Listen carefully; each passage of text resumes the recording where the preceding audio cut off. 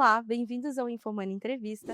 Eu sou Carolina Freitas, jornalista e coordenadora editorial do Infomani, e recebo hoje para conversar a deputada federal Tabata Amaral. Deputada de segundo mandato pelo PSB de São Paulo, Tabata concorreu nas eleições do ano passado à Prefeitura da capital paulista, ficou em quarto lugar, com 605 mil votos.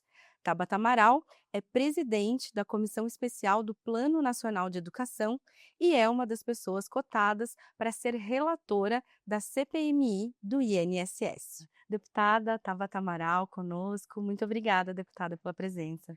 Muito obrigada, Carolina. É um prazer conversar com você, com todo mundo que nos acompanha e nesse momento tão importante para a história do Infomani. Obrigada mesmo.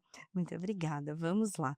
Deputada, eu quero começar a nossa conversa perguntando sobre um tema que está na mente de todo mundo, a questão das fraudes do INSS, né? A gente vem acompanhando, foram desvios bilionários que a Polícia Exato. Federal descobriu, né, no INSS.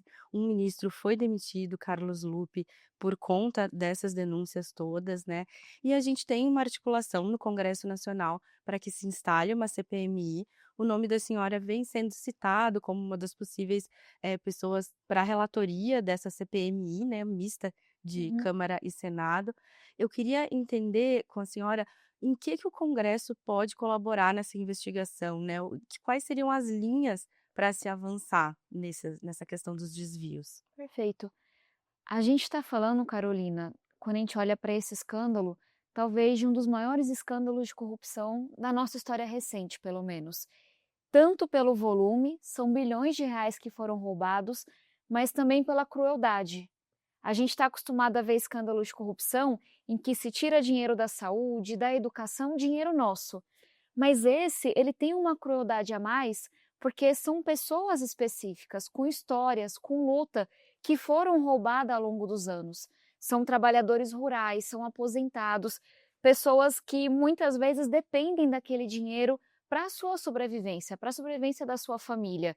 E aí, para mim, esse é um caso que ilustra muito quanto que a corrupção ela é apartidária nesse país, ou melhor, suprapartidária. Infelizmente está aí da esquerda à direita, em boa parte, enfim, dos partidos, dos governos. A gente tem um grupo que se instalou ali no INSS, de acordo com o que a gente está vendo na investigação, na época do governo Temer, que foi quando essas fraudes começaram. Esse grupo, ele se apoderou desse negócio e fez ele crescer exponencialmente durante o governo Bolsonaro. E aí troca o governo de Bolsonaro para Lula e esse grupo consegue se manter lá.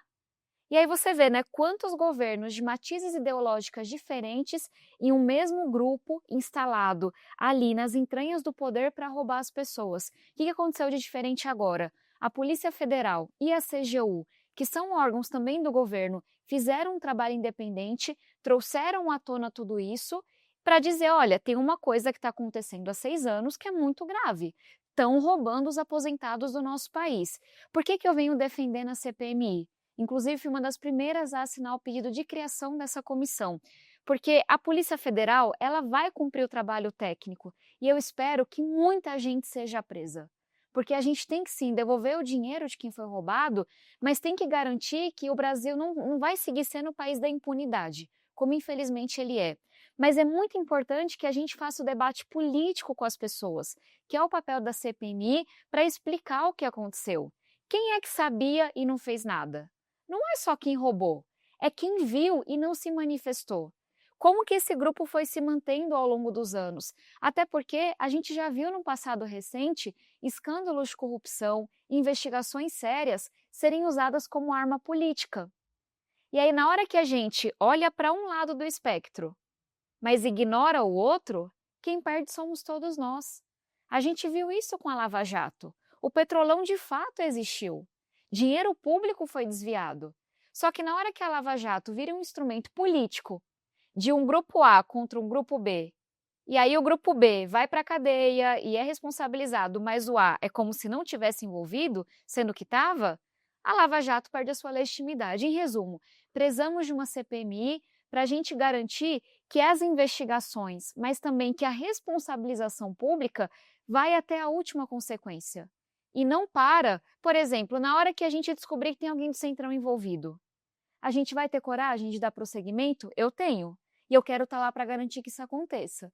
E que não seja só uma arma política para criticar ou para incriminar alguém que sim tem culpa no cartório, mas para proteger os aliados. Hum. Essa decisão de por onde vai ser conduzida a CPMI, passa muito também pela composição que essa comissão Uhum. vai ter, deputada. Como é que se evita a politização, né? Entendo o intuito da senhora de fazer essa investigação equilibrada, olhando para pessoas de todos os matizes Uhum. políticos, né, que possam estar envolvidos nos desvios, né, mas como é que se garante politicamente essa CPMI? E aí eu emendo um pouquinho dizendo assim, que a gente tinha uma expectativa, existia uma expectativa em Brasília, né, de que a CPMI fosse algo para já, e agora já está se falando de começar a funcionar lá em agosto. Será que esse assunto ainda vai ter a força que tem agora, né, até de pressão popular, lá em agosto? Olha, eu, a... eu ia dizer que você já trouxe a resposta, então me permita Não só vai. lhe repetir. Claro.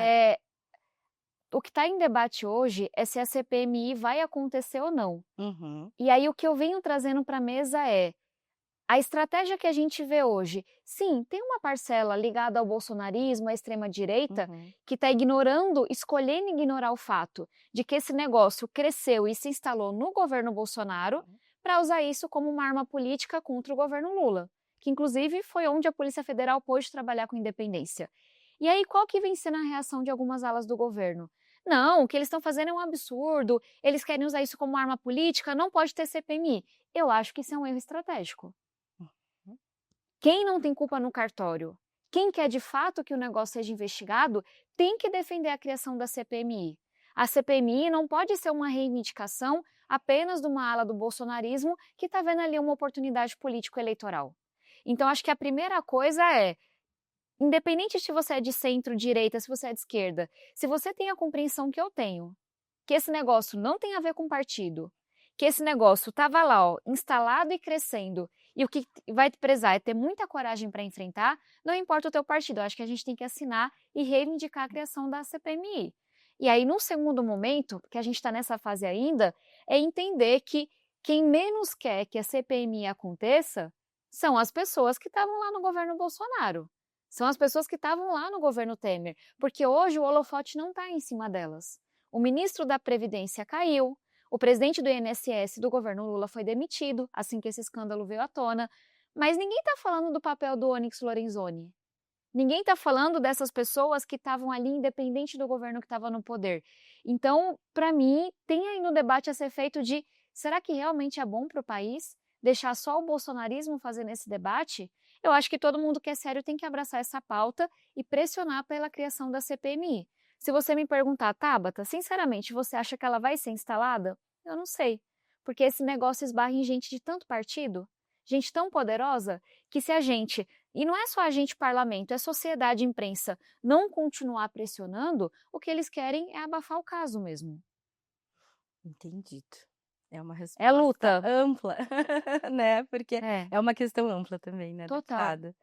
E isso que tem se falado da possibilidade da senhora ser relatora, houve alguma conversa nesse sentido, ou por enquanto é só ali, né, mais conversa de bastidor, assim, alguém de fato conversou com a senhora sobre essa possibilidade? A única pessoa que falou comigo foi o senador Randolph, que chegou a defender numa conversa com jornalistas, Uhum, e eu conversei com ele da forma transparente, como estou falando com vocês, que obviamente eu ficaria muito honrada, tenho coragem, tô pronta, vamos para cima, mas ele tem a mesma leitura que eu, que a gente não está nesse estágio ainda. uhum, A gente ainda está no momento de convencer pessoas da esquerda à direita sérias de que a CPMI não pode ser usada pelo bolsonarismo por razões eleitorais.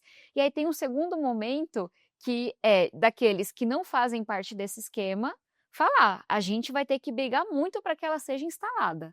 A CPMI não interessa a boa parte dos meus colegas. E aí chega um terceiro momento de entender quem é a melhor pessoa para a presidência, quem é a melhor pessoa para a relatoria. Mas é isso, apesar de entender, tanto eu quanto o senador Randolph, hum, que a gente precisa fazer esse debate, a gente ainda tem um longo caminho de convencimento e de pressão política para que não ponham panos quentes em mais essa questão, né? uhum. Muito bem. Obrigada, deputada. A senhora tem desempenhado, né, um papel muito importante à frente da comissão especial do Plano Nacional de Hum. Educação. E educação, inclusive, é amplamente conhecido, né, como uma bandeira, da vida da senhora. A gente percebe que a sua história também foi transformada pela Foi. educação, né. Acho que é um exemplo para os estudantes, né, Obrigada. aonde a senhora chegou, uma deputada federal, né. E e o que eu, queria entender um pouco aqui é, qual é a sua visão, dos nossos desafios educacionais hoje no Brasil?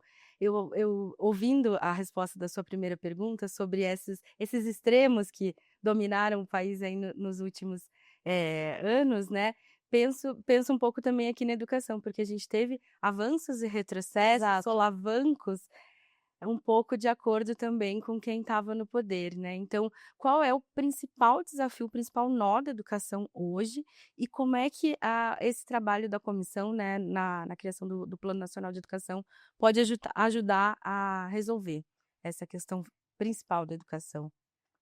Carolina, a educação é minha vida. Eu tô aqui por conta das oportunidades que eu tive na educação, desde bolsas de estudo que eu recebi, aos professores que me incentivaram, e a educação é a razão pela qual eu tô na política. Foi para transformar a educação que eu me candidatei pela primeira vez 7, 8 anos atrás. E ao longo desses últimos 6 anos e pouco, eu tive a alegria de conseguir vitórias importantes, desde conseguir aprovar o pé de meia, talvez o projeto mais estruturante que eu já tenha escrito, que hoje está permitindo que 4 milhões de jovens, por conta dessa poupança, dessa ajuda financeira, possam sonhar com uma faculdade e com um curso técnico, a lei de absorventes nas escolas, o marco do ensino técnico, a lei de conectividade, o novo Fundeb, boas batalhas e boas vitórias também. Mas tudo isso, de certa forma, foram coisas que a gente foi fazendo que vão tapando buracos. Mas agora com o PNE e com essa responsabilidade de presidir a comissão que está escrevendo o plano, as diretrizes para a educação para os próximos 10 anos, eu sinto que o que vai estar sendo exigido de mim é olhar ainda mais transversal. Então, todo o trabalho que eu fiz voltado para ensino médio, para educação técnica, voltado para a primeira infância, agora a gente tem que olhar e pensar quais são os desafios que conectam todas essas áreas. Porque no plano de educação a gente fala desde conectividade até valorização de professores, até educação de surdos, são todos os temas da educação, literalmente. E aí tem 3 coisas que estão me guiando, nessa visão bem transversal. A primeira delas você já trouxe. A gente que de fato se preocupa com a qualidade da educação não ganha nada com debates extremamente polarizados. Os extremos são ruins, eles contribuem muito pouco. Ideologia por si só, que não está conectada com o desafio da sala de aula, com a qualidade da educação, para mim não tem muito a contribuir nesse debate. Então, como que num Brasil polarizado, dividido como é o nosso, a gente consegue ouvir as melhores ideias da esquerda à direita para fazer um plano que é bom para os alunos? Acho que esse é o primeiro desafio e que a gente está vencendo. São quase 50 audiências públicas, são seminários em todos os estados e a gente está conseguindo colocar gregos e troianos para falarem do que importa.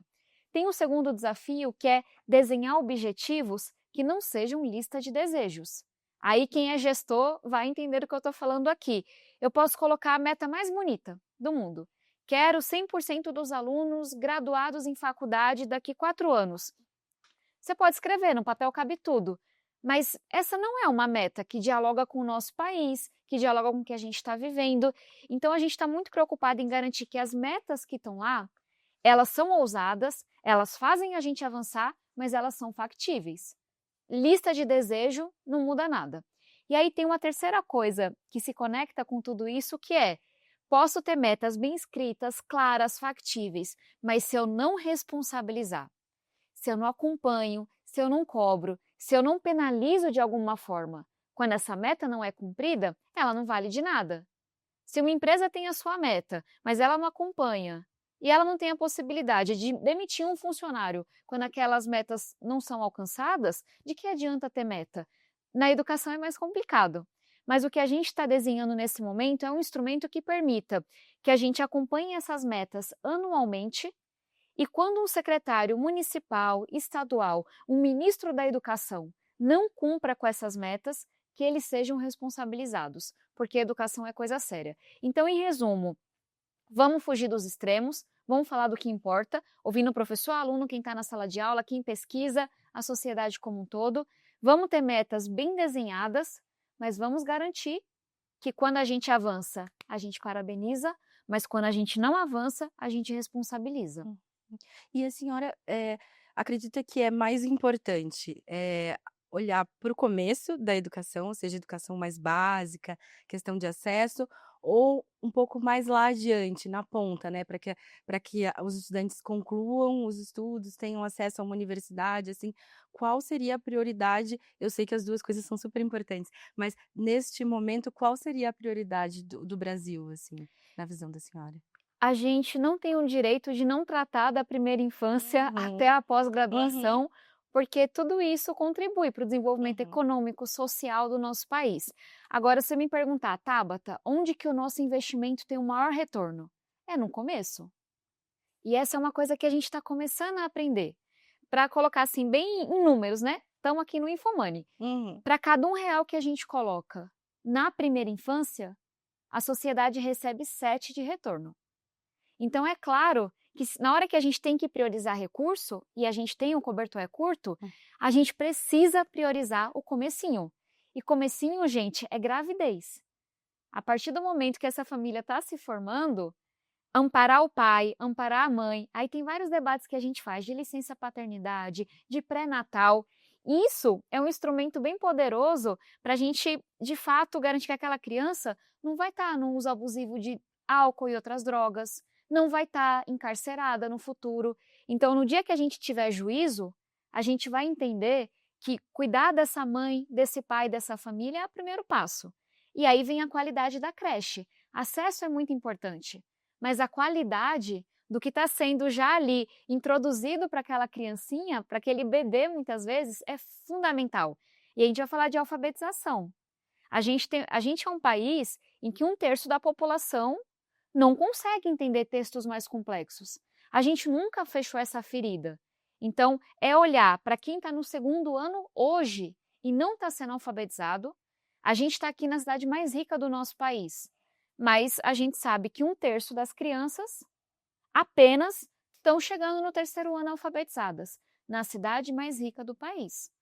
E aí, se deixar, eu vou falar de tudo, então vou parando por aqui.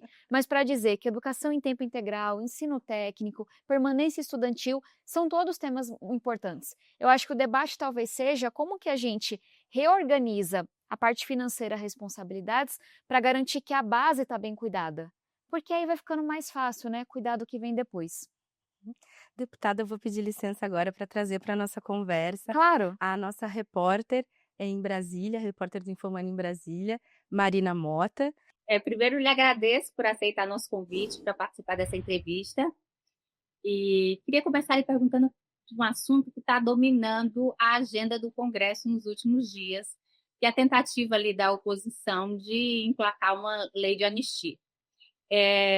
A senhora acredita que os líderes e o deputado Hugo Mota vão conseguir barrar essa tentativa da oposição, ou esse projeto vai ter encaminhamento? Marina, eu sei que você sabe disso, mas acho que vale trazer para todo mundo que está nos acompanhando. Anistia virou uma palavra muito grande que significa muita coisa para a gente muito diferente. Acho que um primeiro ponto para já tirar da frente. O que aconteceu no dia 8 de janeiro no nosso país é muito grave. A tentativa de golpe, a tentativa de assassinato, que a gente sabe que hoje, de fato, foi encaminhada, né? Foi para a rua, de Alexandre de Moraes, Lula, Alckmin, tudo isso é muito grave, tudo isso é crime.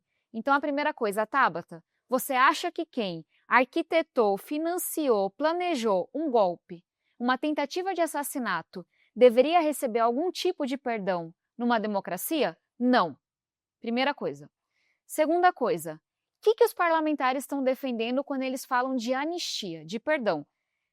É complexo, mas tem 2 grupos principais. Tem aqueles que querem, como sempre, proteger os políticos, proteger os poderosos, e tem aqueles que de fato têm uma preocupação com os ditos comuns que estavam ali na Praça dos Três Poderes vandalizando tudo. E aí é importante separar esse grupo porque são sentimentos bem diferentes. quando a gente fala de Bolsonaro, Braga Neto, de quem estava arquitetando, financiando, sabia de tudo, o sentimento da população, toda pesquisa mostra isso, é que essas pessoas não deveriam ser perdoadas. É que elas merecem as penas que elas estão recebendo. Então, aqui é onde eu acho que tem um interesse maior dos políticos, porque é político protegendo político, mas eles têm dificuldade porque não tem um respaldo da população, que é um pouco do que a gente está vivendo. A gente teve uma votação de um projeto escandaloso, inconstitucional, em que a Câmara, você viu isso, em 24 horas, votou lá um perdão para Ramagem, Braga Neto, Bolsonaro, e aí, obviamente, o STF falou, esse negócio é inconstitucional, peraí. A Câmara não pode sair perdoando crime de político, suspendendo a ação de político. Olha o perigo, né? A gente está aqui falando de INSS, de corrupção. Se a gente acha que é normal a Câmara perdoar crime de político, aí acabou o combate à corrupção nesse país. Então, acho que ali é um exemplo claro. Aquilo é prioridade. Proteger os políticos, os colegas, os parlamentares votaram. Mas a sociedade não está tolerando isso. Do outro lado, a gente tem pessoas que acham, poxa, quem estava ali na Praça dos Três Poderes fez vandalismo, fez coisa errada, tem que ter algum tipo de pena. Mas tinha gente que não sabia o que estava acontecendo, que não participou do financiamento, essas pessoas não deveriam ter uma pena tão alta. Isso não interessa aos meus colegas, porque não são políticos, são pessoas comuns muitas vezes. E é por isso que esse projeto eles não colocaram para votar. Mas tem um sentimento da população de que tem algumas penas que estão muito altas. E aí o próprio STF está entendendo isso e está recuando nessas penas para serem menores, para serem trocadas por serviço e por aí vai. Então, eu tentei dar uma explicada aqui, porque eu sinto que muitas vezes essas palavras que significam tantas coisas diferentes, elas só são úteis para alimentar a polarização. E aí, quando a gente vai no miúdo, a gente vê que é a vida como ela sempre foi. Infelizmente, uma parcela dos políticos tentando proteger os seus colegas e nem aí para a população de forma geral e tentando se livrar dos seus crimes. Não acho que a gente deveria embarcar nessa. Acho, inclusive, que é muito perigoso esse caminho. Mas a senhora acha que isso vai prevalecer na Câmara, apesar da senhora não concordar, mas tem muita resistência ali dentro, mas também tem muita pressão para que esse projeto ande? Ou que vai acabar vindo uma solução mesmo pelo STF? A preço de hoje, a solução está vindo pelo STF, que é fazer essa diferenciação. Quem sabia, quem financiou, quem é de fato responsável e quem estava lá vandalizando.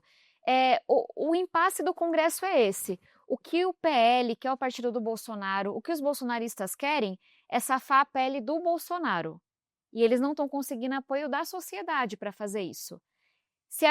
O que teria espaço? Talvez algum projeto na linha de diminuir as penas dos ditos comuns. Isso teria apoio na sociedade, mas aí não é prioridade para eles. Então, acho que é por isso que a gente está nesse impasse, porque eles dizem que querem proteger os comuns, mas na prática eles estão preocupados em salvar a pele do Bolsonaro e dos seus aliados, que foi o que eles tentaram fazer com aquele projeto que suspendia a pena do Ramagem e dos poderosos que estavam ali no entorno dele.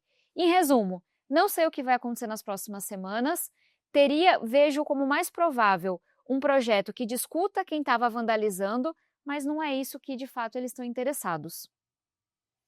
Agora, no ambiente, com esse ambiente do Congresso contaminado, né, com tentativa de projeto de anistia, com CPMI ou CPI de INSS, isso dificulta, de certa forma, o andamento de projetos que são projetos que fazem diferença na vida da população. E eu lhe pergunto, porque a senhora, por exemplo, tem dois. Um que amplia a licença paternidade e o outro que cria o Pix Pensão. São projetos, inclusive, que ajudam que contribuem com a diminuição da desigualdade de gênero. Num ambiente tão conflagrado como está o Congresso, um Congresso conservador, com um perfil mais conservador também, tem espaço para aprovar esse tipo de projeto? Tem, e tem que ter, Marina. Eu não vou aceitar que não tenha, porque esse é um dos incômodos que eu tenho. Ficar debatendo anistia de Braga Neto, Bolsonaro, Ramagem, isso é bom para quem na população? Tirando essas pessoas que eu acabei de citar, para ninguém. Ficar debatendo fuleiragem, fumaça como se debate. A gente precisa debater coisas que de fato mudam a vida das pessoas. Segurança pública. Quem é que consegue andar na rua com o celular na mão hoje em dia? Ninguém. Vamos debater uma reforma para que a gente possa modernizar o Estado, usar a tecnologia, valorizar os bons servidores, para o serviço ser bom. Vamos debater com qualidade de educação, vamos falar de ensino técnico. Não é disso que querem falar, mas é isso que pode mudar a vida das pessoas.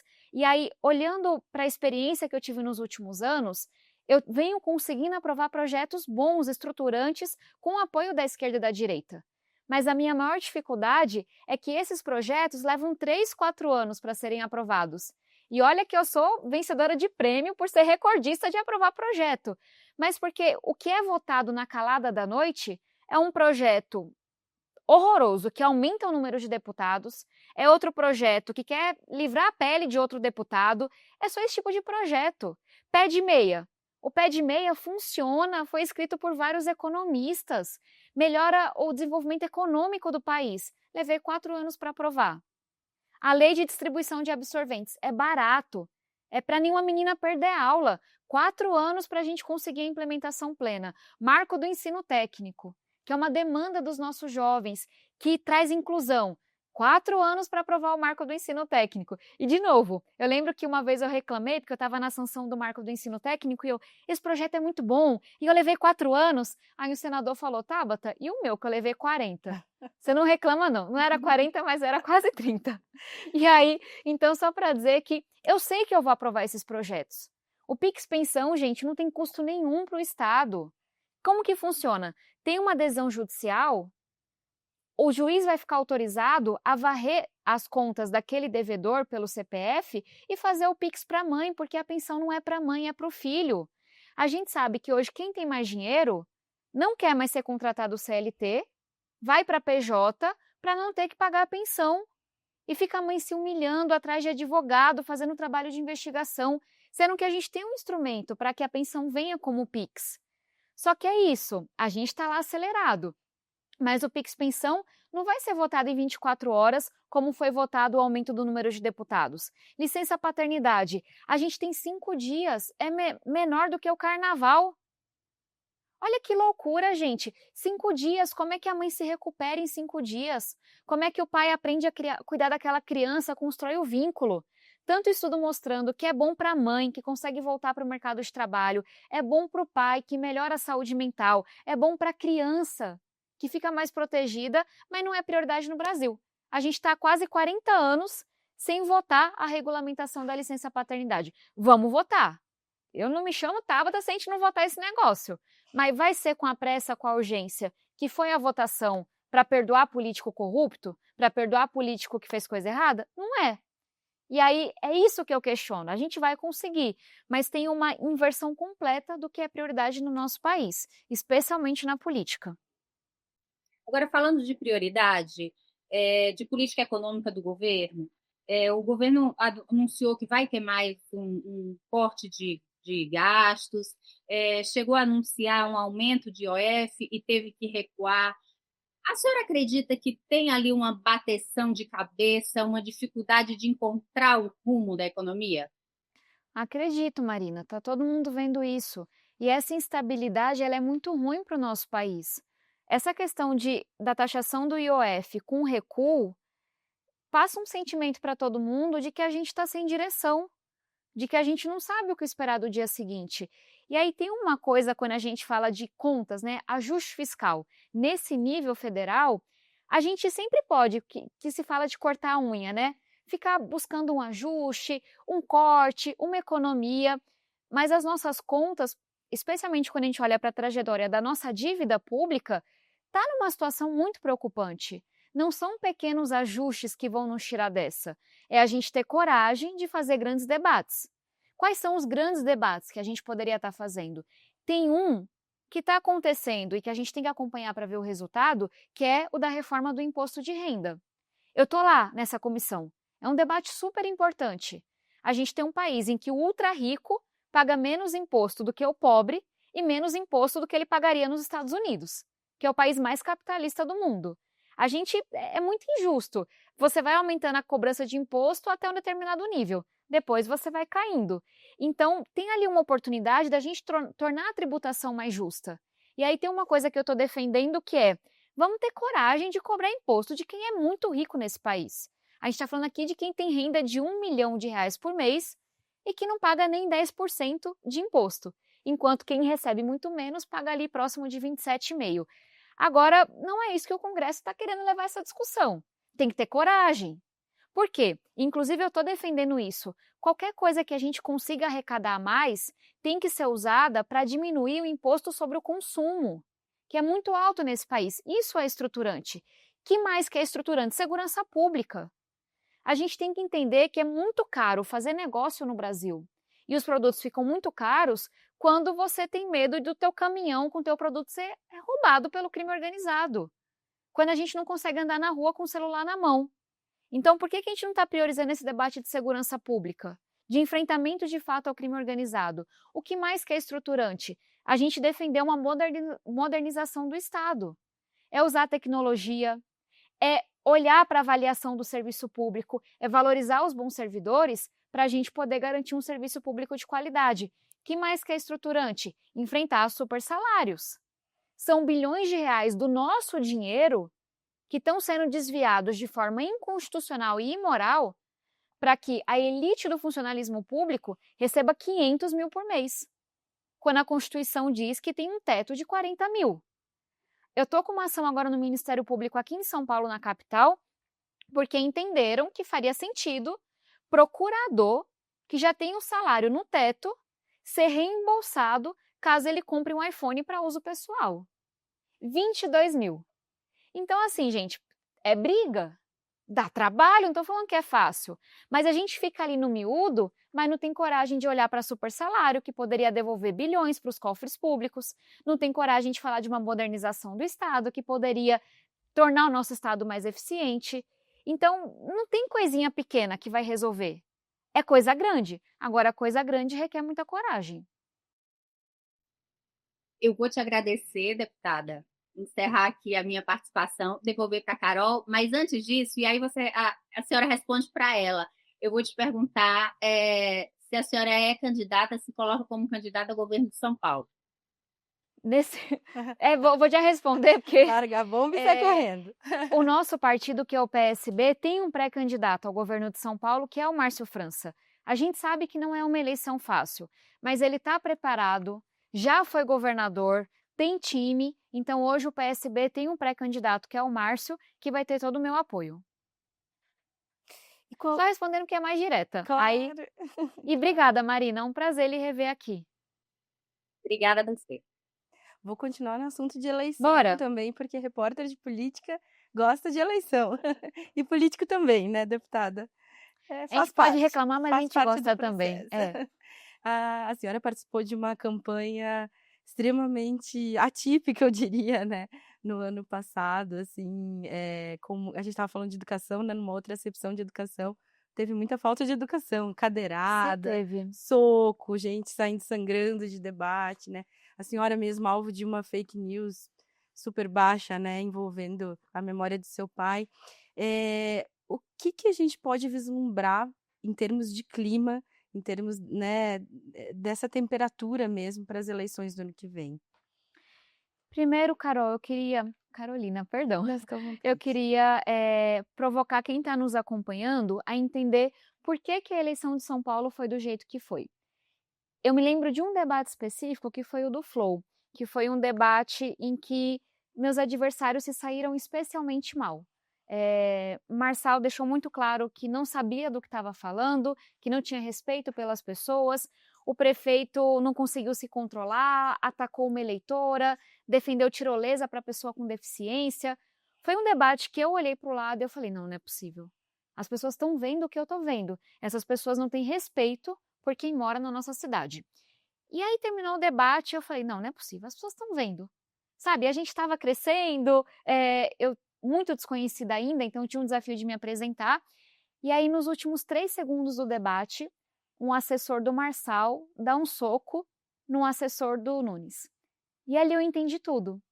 E eu falei, é isso. Eles sabem que quem acompanhou o debate viu que eles não têm a menor condição de serem prefeitos da nossa cidade. Mas eles também sabem que muita gente não viu o debate. E só vai ver o que repercutir no WhatsApp e na rede social. Então, na hora que tem um soco, planejado ou não, eles conseguem o que eles queriam. Ninguém ia falar da tirolesa que o prefeito defendeu para a pessoa cadeirante, ninguém ia falar do ataque do prefeito à eleitora, ninguém ia falar do despreparo e desrespeito do Marçal. Todo mundo só ia compartilhar o vídeo do soco. E aí eu saí daquele debate, inclusive falando uns palavrões que repercutiram bastante, mas porque meu sentimento foi esse, é um grande circo para que as pessoas não vejam o que está acontecendo, não vejam o que está em jogo, para que o eleitor seja manipulado. Então esse é o risco que tem. Eu não tenho medo de debate. Eu fui a única candidata que foi para os 11 debates contra o Marçal. Eu não tenho medo de briga. Estou lá na rede social, na rua, todos os dias defendendo o que eu acredito. Mas fato é que até o próprio debate está sendo desvirtuado nessa lógica de que você só precisa um corte de 30 segundos para jogar na rede social. Não tem que se preparar, não tem que estudar, não tem que ter time, não tem que ter humildade, não tem que ir para a rua. É só o corte. Seja uma carteira de trabalho, seja um soco, seja uma cadeirada. E aí como é que a gente enfrenta isso, né? Porque também não pode ficar paralisado. Precisamos debater o papel das plataformas nas eleições. Porque também fica parecendo que é só carisma, e não é. O Marçal fez inúmeros, e tudo isso que eu estou relatando está sendo investigado pela Justiça. O Marçal fez inúmeros anúncios, ou seja, ele colocou muito dinheiro para que o seu conteúdo chegasse em mais pessoas e isso nunca foi declarado. É dinheiro sujo, é caixa 2 no mínimo. Uma outra coisa que ele fez foi promover uma competição no Discord em que ele pagou com dinheiro vivo as pessoas para divulgarem o seu conteúdo. Isso é criminoso. Não é à toa que ele está inelegível agora. Então, para a gente entender também quais são as regras que a gente tem que ter coragem de ter no ambiente digital para que essa distorção não aconteça. Porque no mundo físico você tem regra. 30 segundos de réplica, 45 segundos de tréplica. Fez um material de campanha, tem que declarar quem é que pagou, como pagou. Só que tem um mundo digital que é ainda mais importante que está sem regra nenhuma.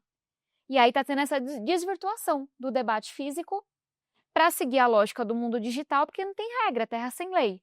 Então, enquanto for uma terra sem lei, as eleições vão sendo distorcidas. É por isso que eu defendo regulamentação da rede social, não de conteúdo.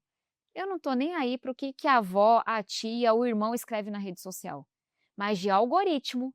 Eu quero saber se a plataforma está direcionando mais um candidato do que o outro, porque isso é ilegal. Eu quero saber se tem dinheiro sujo entrando na plataforma e não sendo declarado. É isso o que me assusta e é isso que tem que ser enfrentado. Sem contar crescimento de pedofilia, de aliciamento de menores, de ataque a mulheres, golpes em idosos. O crime está migrando para o ambiente digital e a gente não está conseguindo enfrentar isso hoje. Uhum. E nas eleições do ano que vem, qual é o plano da senhora? Tentar um novo mandato na Câmara dos Deputados ou um outro cargo? O que você está prevendo para as eleições do ano que vem? Eu tenho uma visão de que o nosso país não aguenta mais essa mesma polarização. E não aguenta mais a gente sempre olhar para as mesmas soluções e propostas. E eu acho que o PSB, que é o partido que eu lidero aqui em São Paulo, ele tem uma responsabilidade. Por quê? Primeiro porque o PSB é um partido sério com agenda de país, não é partido de aluguel. Segundo, porque o PSB vem se destacando e vem crescendo justamente por estar conseguindo apresentar gente nova. Mas não é nova só de idade, é nova de ideias. Então, o PSB é um partido que prioriza o social, que prioriza o combate à desigualdade, mas que sabe da importância de você cuidar das contas públicas. É um partido coerente, que condena ditaduras de esquerda ou direita. É um dos únicos partidos no Brasil que condena a ditadura da Venezuela, por exemplo. Porque a gente sabe que a democracia é boa e tem que ser defendida, não importa se é de esquerda ou se é de direita.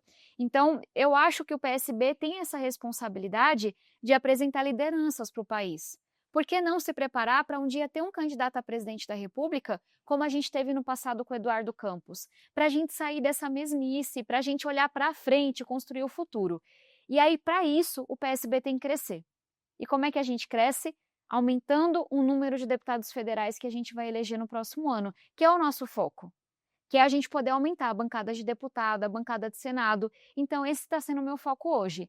Para além de estar lá com PNE, Pix, pensão, licença paternidade, imposto de renda, tudo que a gente está fazendo é olhar quem são as boas pessoas aqui no estado de São Paulo que a gente pode filiar, que a gente pode lançar como candidato. Então, hoje, o mais provável é que eu seja candidata a deputada federal, até para fortalecer essa nossa bancada e eu espero que o PSB possa levar mais deputados federais para São Paulo, porque o nosso time é bom. É uma turma que realmente se destaca, mas hoje ainda é um partido médio, de tamanho médio, eu diria assim. Deputada, muito obrigada pela sua entrevista, foi muito bom poder conversar. Muito obrigada, um prazer, muito obrigada, Carolina, pelo convite. Obrigada a todo mundo que nos acompanhou, que está aqui nessa conversa com a gente. E não vamos perder a esperança, não. Eu sei que todo dia tem notícia para a gente baixar a cabeça, dar uma desanimada, mas a gente queira ou não, a política é o lugar em que a gente pode transformar o nosso país. Então vamos ocupar esse lugar com boas ideias, com bons projetos, com muito trabalho, porque também é aqui que a gente consegue aprovar um pé de meia, aprovar uma reforma do imposto de renda, simplificar a tributação, enfim, colocar o nosso país olhando para frente e para o futuro e não mais para o retrovisor. Então, contem comigo, obrigada e parabéns ao Infomani pelo aniversário. Muito obrigada.